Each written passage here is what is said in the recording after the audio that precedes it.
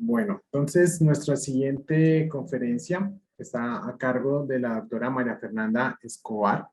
Ella también es una referente que no necesita presentación. Ella es ginecóloga de la Universidad del Valle, con fellow en medicina crítica también de la Universidad del Valle, un máster en epidemiología y actualmente es miembro del Comité de Seguridad de Seguridad Materna de la FIGO. Ella nos va a colaborar con su charla de el manejo de la hemorragia postparto que podemos hacer antes de la histerectomía. Entonces sigamos con la charla de la doctora Escobar. Muchas gracias. Buenos días para todos, muchas gracias por la oportunidad de estar aquí compartiendo con ustedes algunos conceptos sobre hemorragia obstétrica y qué hay que hacer antes de la histerectomía. Quiero agradecer especialmente a Saulo Molina, mi amigo, a quien llevo profundamente en el corazón y de quien me siento muy orgulloso por todos sus logros y por invitarme y hacer posible este nuevo evento académico en el cual me gustaría poder estar acompañándolos de manera presencial. Los objetivos que pretendo alcanzar es revisar un poco acerca de esta epidemiología de la hemorragia posparto, qué tenemos de sistemas de alerta temprana, manejos médicos, traje de balones y cuándo realizar intervenciones, pero quisiera terminar sobre una reflexión de un proyecto que estamos realizando en este momento y que personalmente creo que es lo más importante de lo que yo pudiera aportarles el día de hoy. El último reporte interagencial de mortalidad materna en el mundo fue publicado en el año 2017, antes del inicio de esta pandemia de COVID-19. Y a pesar de la pandemia, aún tenemos como primera causa de mortalidad materna la hemorragia posparto alrededor del mundo. A pesar de estos reportes dramáticos en donde definitivamente el número de muertes se ha incrementado de una manera muy importante, en la revisión que hemos hecho en el Comité para Reducción de Muerte Materna de la Federación Internacional de Ginecología, al cual pertenecía hasta hace unos días, definitivamente sigue siendo la entidad más prevalente. Nosotros espero poder sacar un update en muy poco tiempo acerca de las condiciones de la hemorragia posparto alrededor del mundo. Y en esta disrupción, y esto es una reflexión que quiero poner de entrada en la presentación, requerimos acciones inmediatas para evitar retroceder décadas de inversión. Estamos probablemente alrededor de 11 a 12 años en retroceso de los indicadores de desarrollo humano. Tenemos en este momento unas diferencias muy importantes en el índice de mortalidad materna relacionado con hemorragia posparto entre países de bajos y medianos ingresos, y a pesar de que evidentemente hay unas diferencias socioeconómicas y de infraestructura, las principales diferencias entre nosotros y los países que tienen unas mortalidades bajas es la calidad de la atención, la seguridad clínica y el entrenamiento de los equipos de trabajo para el manejo de esa hemorragia obstétrica. Y este grupo, que es el Grupo de California desde el año 2015, un grupo extraordinario en seguridad, por favor, léanlo, es buenísimo. Definitivamente he encontrado que en el punto donde realmente se puede lograr una reducción más importante de hemorragia, de muerte, es alrededor de la hemorragia obstétrica.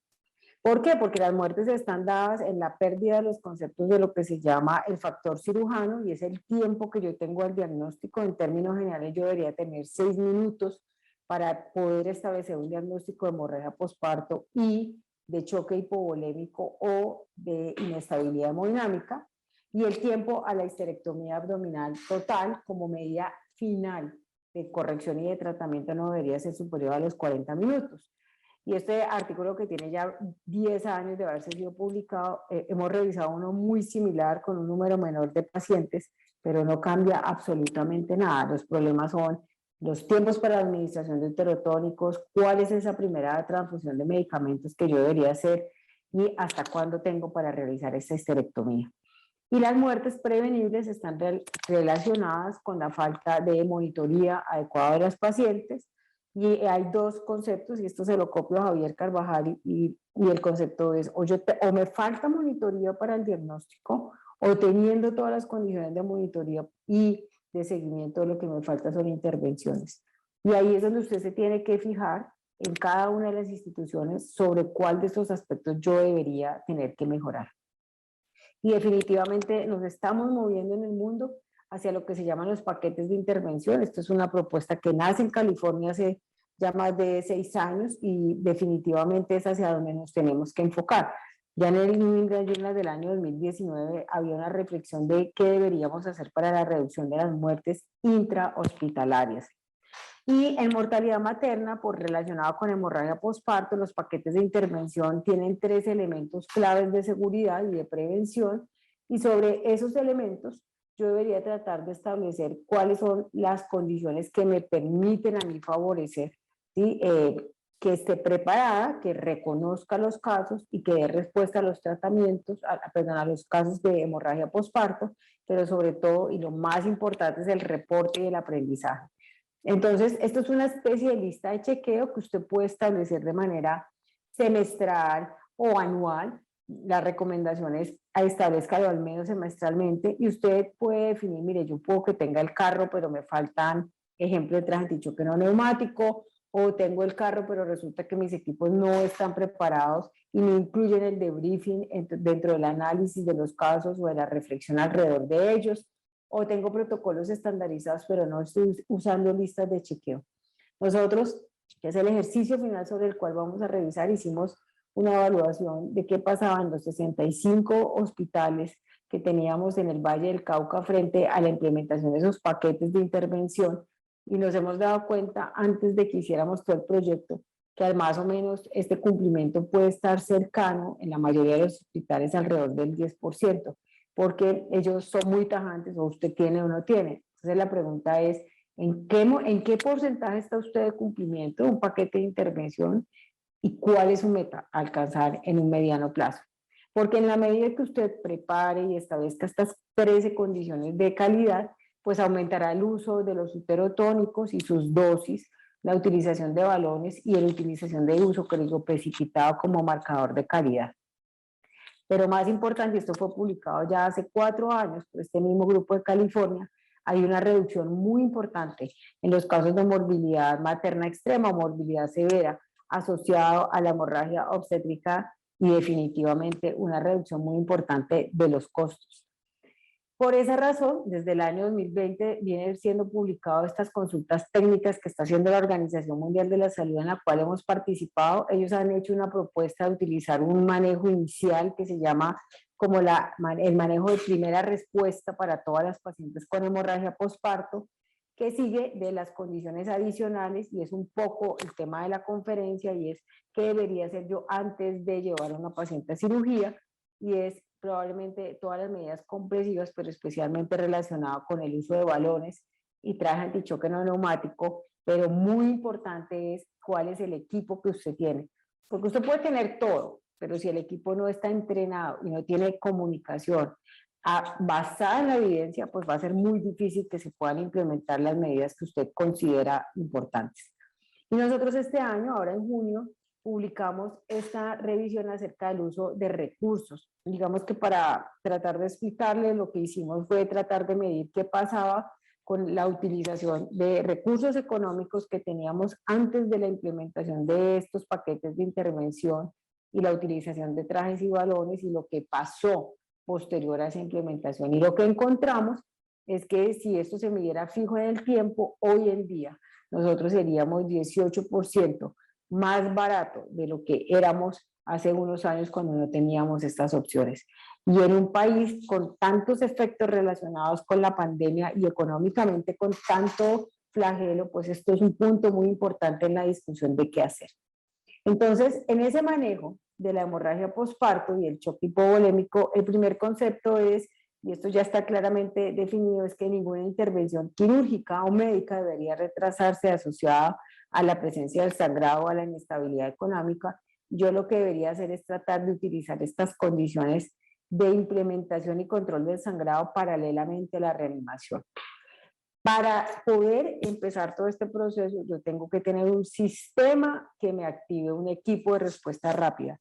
Ese equipo de respuesta rápida en la hemorragia posparto es el código rojo obstétrico, su equipo de código rojo. Y el sistema de alerta temprano pues va a tener que definirlo de acuerdo a lo que la evidencia ha soportado.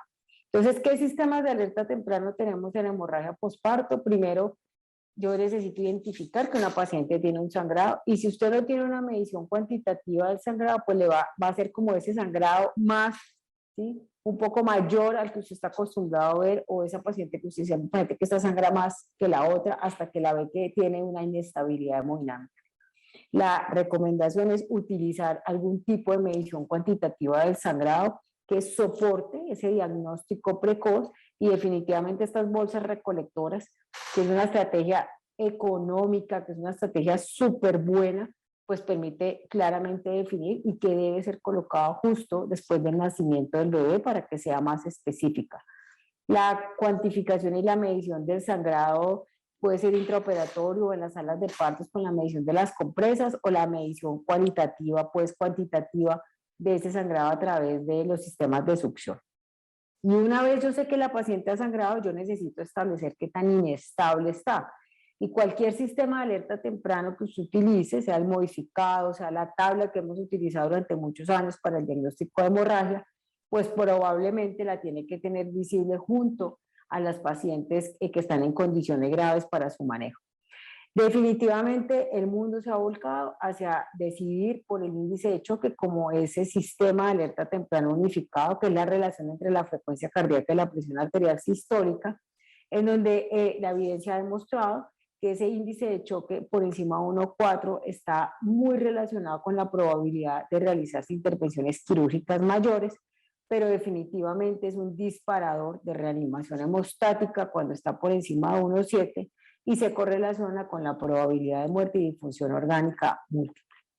Nosotros hemos hecho una propuesta, esto ya tiene 3 años de haberse trabajado con el grupo de la Fundación Valle de Lili, en donde ese índice de choque nos ha permitido establecer los estadios de la hemorragia posparto, considerándose el estadio 1 un índice de choque menor a 0,9, es decir, una paciente que sangra más de 500 cc pero no tiene inestabilidad, o una paciente que tiene un estadio 2, que es un índice de choque mayor a 0,9 o 1,6, un índice de choque estadio mayor a 1,7 establece el estadio 3, y evidentemente las pacientes en colapso cardiovascular son pacientes en estadio 4. Las intervenciones quirúrgicas empiezan alrededor de los estadios 2, pero a partir del estadio 2 es el escenario para la colocación del traje antichoque no neumático y los balones. Adicionalmente, como medidas un poco más objetivas del grado de disfunción, está la medición del lactato, que se correlaciona muy bien con el índice de choque, y el déficit de base, especialmente por encima de -6, que se correlaciona con el estadio 3 o la hemorragia posparto estadio 3 o el choque hipovolémico severo. A partir del diagnóstico, entonces yo tengo que establecer cuál va a ser ese manejo que le voy a dar a la paciente en hemorragia posparto, y es el famoso código rojo obstétrico. Y la pregunta aquí es, ¿qué tan avanzado está su sistema para ese código rojo? ¿Cuál es la posibilidad de tener entrenado al equipo y si tiene o no listas de chequeo? Y aquí ese es un punto en el cual hay toda una reflexión académica alrededor, pero yo los invito a que las utilicen. Mire, cambia completamente la manera como nos aproxima al manejo. Entonces, ¿yo qué tengo que tener? Pues tengo que tener todo un kit, que ya no es un kit realmente, sino una cantidad de un sistema organizado en un carro para el manejo de la hemorragia obstétrica, un equipo organizado. Hay sistemas hospitalarios que utilizan la marcación con las tabletas, pero independiente de lo que usted tenga, usted tiene asignadas 3 funciones, y sobre esas 3 funciones todo el equipo debe estar coordinado para saber qué posición debe asumir. Y el código rojo obstétrico está basado en ese mapa mental compartido universal que es el ABCDE, en el cual lo que nosotros hemos cambiado es el D por el diagnóstico de las 4 T's y la E para evitar la hipotermia en este tipo de pacientes y la probabilidad de coagulopatía. Y el punto claro es cómo voy a parar el sangrado, pero además cómo voy a reanimar a esta paciente para evitar la disfunción mayor. Nuestra recomendación, y es una recomendación que está con mucha fuerza en este update que les he hablado de la Federación Internacional de Ginecología, es la utilización de listas de chequeo. Hoy sabemos que reduce 86% de la probabilidad de falla en los mejores equipos, la memoria no es suficiente, y la estrategia las pueden encontrar. Hay una app del Colegio Americano de Ginecología que tiene las listas de chequeo, inclusive ya para la utilización directa, solo que todavía no están con traducción. Por favor, si las necesitan, con mucho gusto estas traducciones nosotros las estamos compartiendo sin ningún tipo de problema, y establezca esas listas de acuerdo a la etapa o al estadio de la enfermedad y usted pueda desde la etapa 1 ir avanzando paulatinamente sin perder ningún paso durante todo este proceso. Estamos cambiando ahorita las listas de chequeo, tenemos una propuesta de hacerlas organizadamente alrededor del ABCD y probablemente eso tenga una mejor efectividad. ¿Qué tenemos de medicamentos? Pues hay tantas guías como países en este momento. Probablemente nosotros estamos en mora como sociedad colombiana, como Federación Colombiana, de tener una guía un poco más estandarizada. En realidad no ha cambiado mucho la evidencia en el uso de medicamentos. Ahí la última revisión importante de Cochrane frente a los uterotónicos como tratamiento de primera línea en la hemorragia posparto, finalmente siempre termina comparando si es más o menos bueno el misoprostol frente a la oxitocina, y a pesar de 4.000 y pico de pacientes, pues en realidad no tenemos ninguna diferencia. Y lo que sabemos, y hay una reflexión muy importante y está descrita en esta revisión, es que probablemente el uso de la oxitocina, el meterina, el misoprostol, que siempre se ha sugerido sea de una manera paulatinamente colocada a los pacientes, permita el control en la mayoría de ellos con el uso de uterotónicos. Ahora, no hemos encontrado evidencia que sustente cuál es el tiempo entre la oxitocina, el meterina y el misoprostol, y en realidad, especialmente en aquellos escenarios donde el acceso es muy complicado y mover pacientes es muy difícil, pues probablemente la evidencia vaya a sugerir la utilización conjunta de los medicamentos. El ácido tranexámico entra a ser parte, no es un uterotónico, pero hace parte de este kit de los 4 medicamentos básicos y esenciales de primera línea. El Woman Trial publicado desde el año 2017 así lo confirma, pero posteriores análisis de hoy del ácido tranexámico, lo más importante que nos han mostrado es que debe ser utilizado en un tiempo muy corto, especialmente en los primeros 15 minutos después de que usted haya hecho el diagnóstico de la hemorragia postparto. ¿Qué evidencia tenemos y hacia dónde vamos? Este es un artículo muy lindo que nos ha compartido Mauricio Vasco de la evidencia ilustrada del ácido tranexámico, y hay varios estudios en curso. Uno de ellos ya fue publicado en este momento y fue publicado en abril de este año en el American Journal, perdón, en el New England Journal, y era un estudio donde se comparaba si había alguna diferencia en el uso y en la prevención del ácido tranexámico en cesárea. Y realmente el estudio, que es un estudio de 4.000 pacientes, realmente no encontró ninguna diferencia importante. Hay digamos, una incidencia significativa menor de pérdida si usted la establece en la medición cuantitativa o en el requerimiento de glóbulos rojos, pero en realidad no se encontraron ningún tipo de dificultades. Y corridos son cercanos a los 3.000 pacientes.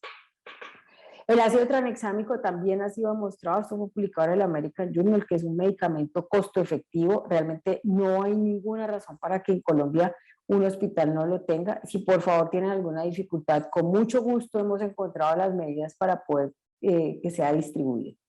El traje antichoque no neumático definitivamente ha ganado un camino muy importante en América Latina. El traje compra tiempo y disminuye severidad de shock.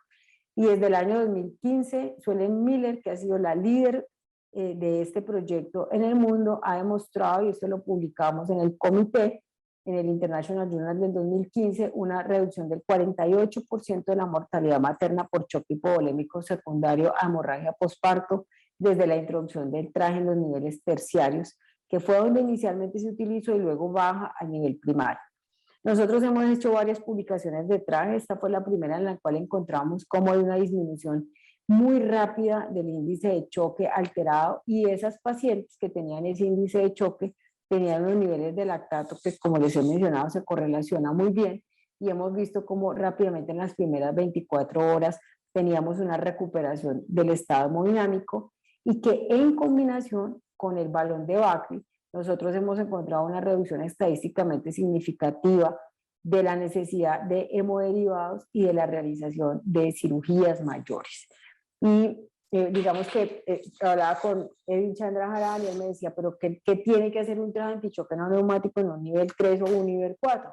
Pues un nivel 3 o un nivel 4 es una medida inicial de la reanimación.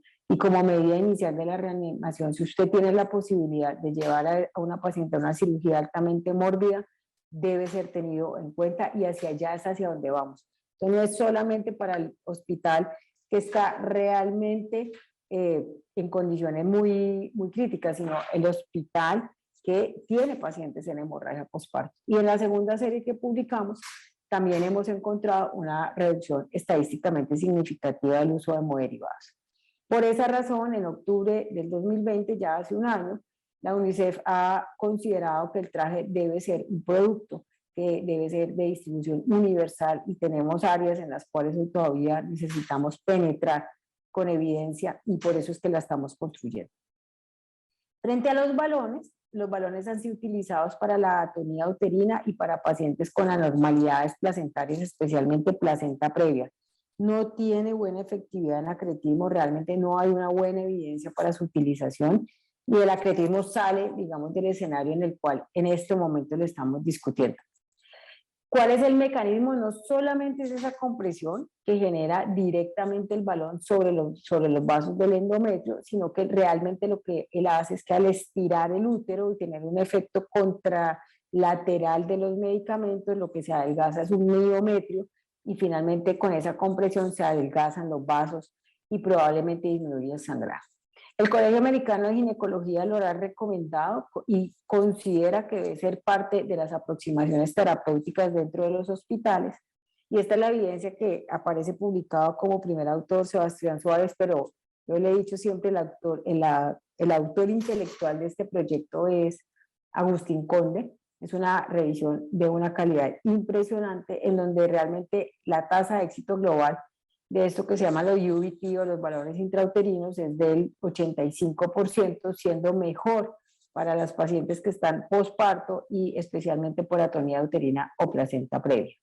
Y el grupo del Royal College, esta es una guía que va a ser actualizada prontamente, ha considerado que además de las condiciones que les he mencionado, debe utilizarse bajo el concepto de un test de taponamiento uterino. Y esto sí creemos que es muy importante en el escenario en el cual hoy en día las pacientes tienen demandas frente a que usted le haga una histerectomía sin haberle hecho las medidas previas. Pero si usted coloca un balón y encuentra un sangrado mayor a 50 cc por hora, es altamente probable que el balón no le funcione, pero en este caso usted era una paciente muy joven de 18 años que le pusimos un balón y en los primeros 25 minutos produjo 400 cc. Pues frente a esta condición, cuando no le sirve el balón, no le va a servir la cirugía de Belinge y probablemente la única opción que usted tenga es una histerectomía.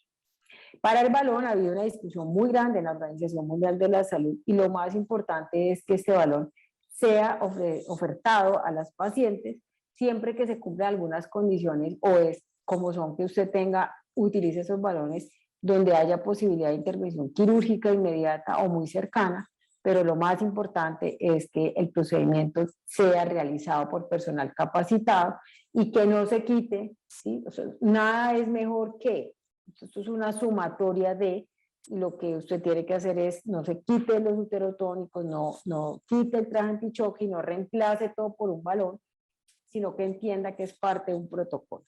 ¿En qué condiciones el balón no funciona? Es menos efectivo en cesárea, y en la medida en que aumenta el sangrado y la presencia de coagulopatía probablemente la disfunción o la falla del balón es mayor. Y a lo que vamos es a estos dos. Esto está muy pronto a llegar. Esto lo va a traer Organon para América Latina. Es un sistema de succión a través de que usted lo mete y genera succión. Ellos ya tienen un reporte, esto fue publicado en noviembre del año pasado, tienen una tasa de éxito muy alta, que es del 94%, a pesar de que no son tantos, pero lo que más ha llamado la atención es que es muy fácil de utilizar.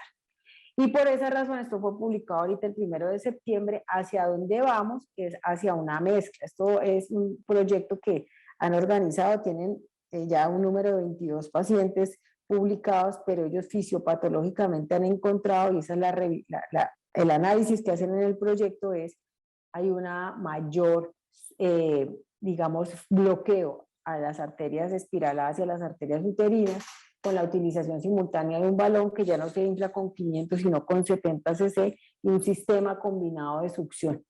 Esto me ha llamado profundamente la atención porque creo que hacia donde nos vamos es hacia combinaciones de succiones o a la presencia de sistemas de succión. Para las intervenciones quirúrgicas antes de la histerectomía, pues definitivamente es usted qué sabe hacer, porque este es una encuesta que se le hizo a los residentes desde el primero hasta el cuarto año en México, muy parecido a nosotros, y mire que salir expertos en ligadura hipogástrica o en condiciones de vascularización, pues realmente no sucede. Lo más cercano es tener algún tipo de experiencia y probablemente no ser experto en la realización de suturas hemostáticas. La sutura de Belich es la sutura, digamos, más utilizada alrededor del mundo. Es una sutura que requiere de manera ideal 2 cirujanos entrenados. Mire que no es una sutura que sea tan fácil de hacer, ni esta que es el CHO. Y la evidencia sugiere que probablemente esto lo hizo Jaraquemada ya también hace 10 años, en el lado del S1, ¿sí? Que es donde tenemos las arterias uterinas y ováricas, probablemente funcione mejor el Belich-Heimann, y probablemente en el sector 2 de irrigación, las estructuras como shock, pero creo que en el sector 2, y esto es una postura ya personal, probablemente los balones vayan a ganar ese escenario. La tasa de efectividad, y esto, créame que hemos buscado artículos donde diga uno, bueno, realmente esto fue publicado ya hace mucho tiempo, como dice mi hijo, 14 años es demasiado tiempo, pero realmente lo que tenemos hoy es una baja calidad de la evidencia, tanto para la ligadura, la embolización y las suturas, porque lo que más tenemos son reportes de casos con una probabilidad de control del sangrado alrededor del 85%. Lo que sabemos es que si las cirugías se prolongan por encima de las 2 horas, pues los resultados no son buenos, especialmente por la probabilidad de que usted tenga alrededor de más de 2 litros de sangrado o esté en estado de coagulopatía.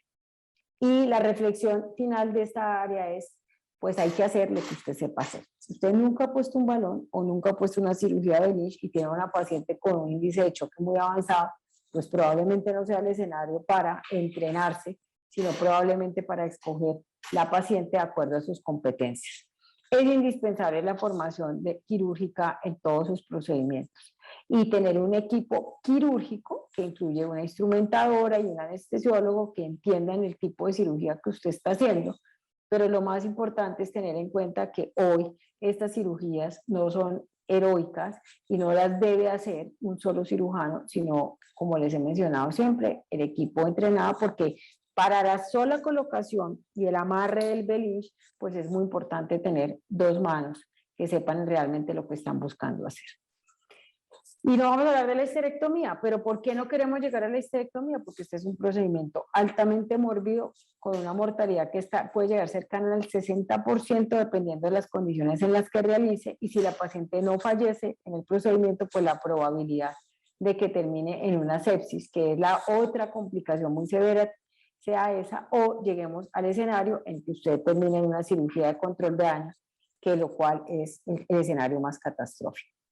Pero paralelamente a lo que yo haga, debo tener unos tips de resucitación de mi paciente que estén claramente definidos en los protocolos, que incluyan un control muy importante del aporte de líquidos, porque esa reanimación agresiva con coloides, inclusive en obstetricia, hoy ya se ha demostrado que aumenta la probabilidad de muerte. Cada unidad obstétrica debe tener un protocolo de manejo emergente con acceso a 2 unidades de glóbulos rojos, y estamos hablando de todas las unidades donde se realice una cesárea debe tener estas condiciones, y esos protocolos deben establecer de acuerdo a su banco de sangre cuáles son los componentes que usted debería tener, con especial énfasis al uso de crioprecipitado, que es el hemoderivado que menos utilizamos y que más se pierde. Las relaciones deben tratar de ser muy parecidas a lo que se conocía como la sangre total, y usted necesita establecer los disparadores de transfusión, que generalmente antes de la histerectomía deberían ser los paquetes de transfusión de glóbulos rojos, y estos paquetes de transfusión masiva reservados para las pacientes que están en condiciones hemodinámicas muy severas, y con eso usted define cuándo y cómo empezar las transfusiones, siempre considerando que los niveles de fibrinógeno estarán muy asociados a la probabilidad de que la paciente salga adecuadamente reanimada, y que cuando vino la pandemia y nos quedamos sin sangre, empezaron a surgir nuevamente los escenarios de los famosos concentrados de fibrinógeno y complejos de trombina, porque pudieran ser una alternativa ahora que ya sabemos que en estas condiciones puede todo variar. Yo voy a terminar muy rápidamente contándoles qué pasa en el escenario de la hemorragia posparto, cuando tenemos estas condiciones que hemos mencionado. Este caso clínico, creo que ustedes lo conocen, es una paciente que logramos traer de una área rural, que estos 3 héroes colombianos han logrado traer a través de un sistema de un teléfono, simplemente comunicándose con nosotros, porque conocían que o nos habíamos educado conjuntamente, y encontramos una paciente que tenía un pH 6,7, casi una paciente perimorte, que después de que ellos logran traerla, parar en un hospital, colocarle 2 unidades de glóbulos, ponerle un traje y traerla hasta la Fundación Valle Lili, que es donde yo trabajo, pues sale viva después de todo un proceso. Entonces, esta paciente nos llevó a una fuerte reflexión, y es que si nosotros lográramos entrenar mejor a todos los equipos, que es aún nosotros cuando salimos de la residencia quedamos como no estoy segura de si soy capaz de tener todas las competencias, pues qué pasaría si pudiéramos entrenarlos y acompañarlos a través de un sistema de telemedicina, ya sea teleexperticia o teleasistencia. Y en este momento construimos una estrategia que se llama Hospital Padrino, que tiene 67 hospitales apadrinados y 14 más, que fueron 14 iniciales, que eran nuestros 14 hospitales aliados del norte del Valle. Estamos hablando de un total en este momento de 81 hospitales que trabajan con nosotros. Estos hospitales están en estas zonas del Pacífico, en estas áreas. Estas son las ambulancias y estos son los hospitales de la población indígena Misak, por ejemplo, y lo que nosotros hacemos es vincularnos con el grupo de los parteros y entrenarlos, hacer entrenamiento in situ. Esto no lo hace sino Javier Carvajal, mi compañero, y a partir de ahí lo que hacemos es enseñarles cómo se coloca el traje y el balón. Este es el grupo de La Guajira, que está haciendo un proyecto espectacular en este momento, y nosotros enseñamos también las estrategias de reanimación. Ahí va la B. Y después de recorrernos los 81 hospitales, y estos hospitales, esto es una estrategia acompañada por los gobiernos regionales, lo que nosotros tratamos de ubicar es los líderes. Esta es la primera médica, MISAC, y ellos se convierten en los líderes capaces de leer las listas de chequeo.